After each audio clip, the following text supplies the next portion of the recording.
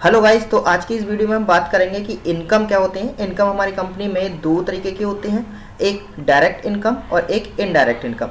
Direct income का मतलब होता है जो हमारी कंपनी में जो भी हम वर्क कर रहे हैं उस वर्क से डायरेक्टली हमारी जो प्रॉफिट होता है, जो भी इनकम होती है वो सारी हमारी इनकम कहलाती है। एग्जाम्पल के लिए हमारी कोई कंपनी है जिसमें हम प्रोडक्ट को किसी सेल करते हैं, हम कीबोर्ड सेल कर रहे हैं, माउस सेल कर रहे हैं, इलेक्ट्रॉनिक्स का सामान सेल कर रहे हैं, फर्नीचर सेल कर रहे हैं, या एनीथिंग्स कोई भी प्रोडक्ट हो सकते हैं। अगर उनकी सेल से हमें होती है तो वो हमारी डायरेक्ट इनकम है।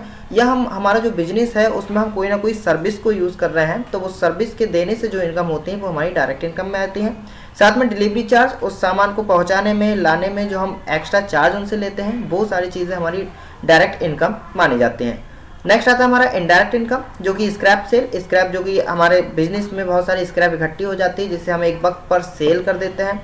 रेंट, अगर हमने अपने किसी मशीन को या किसी बिल्डिंग्स को किसी रूम के लिए हमने रेंट पे उठाया हुआ है तो उससे होने वाली इनकम्स हमारी इनडायरेक्ट इनकम रहेंगी। जो भी बिल्स होते हैं वो सारे रिसीव अगर होते हैं तो वो हमारी इनकम होंगी। एक बात याद रखना, रेंट जो होते हैं वो पेमेंट भी होते हैं और रिसीव भी होते हैं।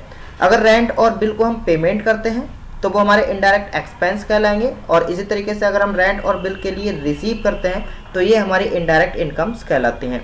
साथ में डिस्काउंट का भी यही सीन रहेगा कि अगर डिस्काउंट को हम पे करते हैं, कोई सामान हम खरीदने गए हैं तो वहाँ से हमें डिस्काउंट रिसीव होगा तो इनडायरेक्ट इनकम कहलाएगा।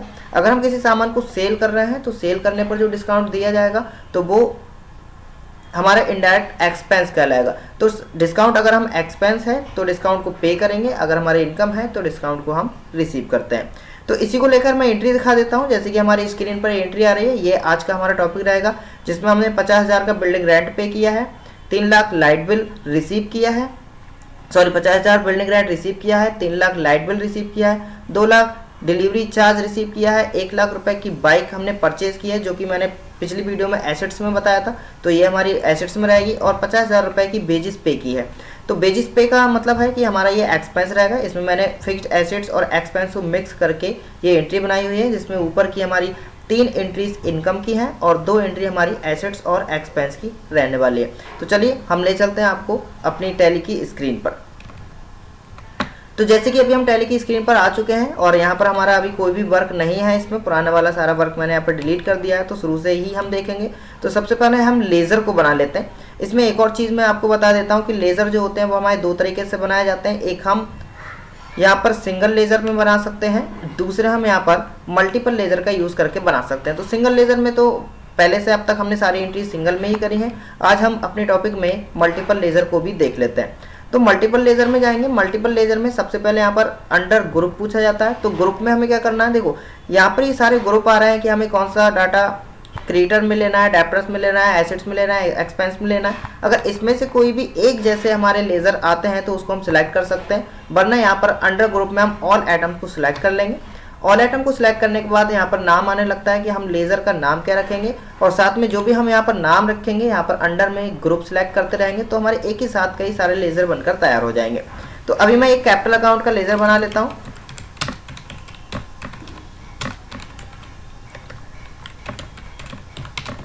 तो मैंने यहाँ पर बनाया हुआ है अभिषेक राठौर कैपिटल अकाउंट, जो कि रहेगा हमारा कैपिटल अकाउंट में। यहीं पर हम कैपिटल अकाउंट सिलेक्ट कर लेंगे। यहाँ पर पूछा जाता है ओपनिंग बैलेंस। ओपनिंग बैलेंस का मतलब है कि जिस समय पर हम अपने बिजनेस को स्टार्ट कर रहे हैं, क्या उस टाइम पर या रिन्यूअल कर रहे हैं तो उस टाइम पर कोई बैलेंस है। अगर है तो यहाँ पर हम लिख सकते हैं कैपिटल्स में, अगर नहीं है तो कोई प्रॉब्लम नहीं है, हम आगे बढ़ जाएंगे। नेक्स्ट हमारी रहेगा बिल्डिंग रेंट को हमने रिसीव किया है। तो बिल्डिंग रेंट रिसीव का मैंने लेज़र बनाया है जो कि हमारा रहेगा ये इनडायरेक्ट इनकम के अंदर। तो यहाँ पर देख सकते हैं इनकम है, डायरेक्ट है, इनडायरेक्ट है, इनडायरेक्ट एक्सपेंस है और इनडायरेक्ट इनकम है। हमें इनडायरेक्ट इनकम को सिलेक्ट कर लेना है। नेक्स्ट हमारे पास आता है light bill receive account. Light bill receive है तो लाइट बिल भी हमारा किस में रहेगा, ये हमारा इनडायरेक्ट इनकम के अंदर रखा जाएगा। नेक्स्ट हमारे पास delivery charge. Delivery charge receive account है, रिसीव को मैंने शॉर्ट में लिख दिया है। तो रिसीव अकाउंट है तो ये हमारा जो डिलीवरी चार्ज है वो रहेगा डायरेक्ट इनकम के अंदर, ना कि इनडायरेक्ट इनकम के अंदर। नेक्स्ट हमारे पास बाइक परचेज। बाइक जो रहेगी ये हमारे फिक्स्ड एसेट्स में रहेगा। पिछली वीडियो मैंने एसेट्स की बनाई थी, उसमें आप लोग देख सकते हैं एसेट्स में कौन सी चीज़ें रहती हैं, तो इसे हम फिक्स्ड एसेट्स में रखेंगे। बाकी हमने बेजिस को यहाँ पर पे किया है। तो यहाँ पर हम वेजेस पे लिखेंगे जो कि रहेगा हमारे पास डायरेक्ट एक्सपेंस के अंदर। तो ये हमारी एक्सपेंस की एंट्री रहेगी, बाकी ऊपर की हमारी इनकम की एंट्रीज हो जाती हैं। एंटर प्रेस करते हुए इसे एक्सेप्ट कर लेंगे और ये हमारे इनकम के सारे लेजर बन चुके हैं। डिस्प्ले में आकर हम चेक कर सकते हैं, अभी ये सारे लेजर हमारे बन चुके हैं, लेकिन एंट्री इसमें अभी एक भी नहीं है। डिस्प्ले में आकर हम डे बुक देख सकते हैं, यहाँ पर ट्रायल बैलेंस देख सकते हैं। अभी हमें क्या करना है, सब में एंट्री करनी है। तो एंट्री करने के लिए हम सीधे कहाँ पहुँचेंगे, अकाउंटिंग वाउचर। और अकाउंटिंग वाउचर में सबसे पहले एंट्री हमारी हो जाती है रिसीव के अंदर। रिसीव के लिए जाएंगे हम F6 में, कैश, बिजनेस स्टार्ट किया है, कैपिटल अकाउंट जो कि मान के चलते हैं हम यहाँ पर 15 लाख में, 15 लाख में बिजनेस को स्टार्ट किया गया है और एंटर प्रेस करते हुए हम इसके लिए एक्सेप्ट कर देंगे। नेक्स्ट हमने बिल्डिंग रेंट को रिसीव किया है, लाइट बिल को रिसीव किया है। ये सारी एंट्री हमारी रिसीव में होंगी, ना कि ये पेमेंट में होंगी। पेमेंट में हमारी सिर्फ एक्सपेंसेस की और एसेट्स की करनी होती है। इनकम की हमारी एंट्री रहेगी रिसीव में। तो ऊपर हमने कैश को सिलेक्ट किया है, यहाँ पर आ जाएगा हमारे पास ये बिल्डिंग रेंट रिसीव जो कि रहेगा 50,000। 50,000 का हमने बिल्डिंग रेंट को रिसीव किया है। एंटर प्रेस करते हुए इसके लिए भी हम एक्सेप्ट कर देंगे। नेक्स्ट हमने लाइट बिल को रिसीव किया है, तो यहाँ पर कैश लिखेंगे और यहाँ पर ले लेते हैं हम light bill receive. Light bill जो रिसीव किया है वो हमने 3 लाख किया है। 3 लाख रुपए लाइट बिल को रिसीव करके हमने एक्सेप्ट कर दिया है। नेक्स्ट डिलीवरी चार्ज हमने 2 लाख का रिसीव किया है, तो यहाँ पर हम कैश लिखेंगे और यहाँ पर ले लेते हैं डिलीवरी चार्ज 2 लाख। 2 लाख करते हुए इसके लिए भी हमने क्या कर दिया, ये एक्सेप्ट। नेक्स्ट हमने बाइक को परचेज किया, ये एंट्री हमारी एक्सपेंस की है, तो एसेट्स की है, तो ये हम खरीदेंगे तो हमारे पास से पेमेंट होगा। तो यहाँ पर ले लेते हैं हम कैश और यहाँ पर हम अपने लेजर को सिलेक्ट करेंगे बाइक परचेज जो कि की है हमने 1 लाख की। एंटर प्रेस करते हुए एक्सेप्ट कर लिया।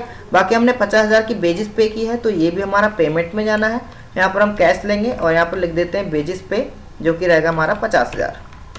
ये सारी एंट्रीज आप एंट्री का एक फ़ोटो लेकर उससे मैच कर सकते हो, उसी हिसाब से करना है।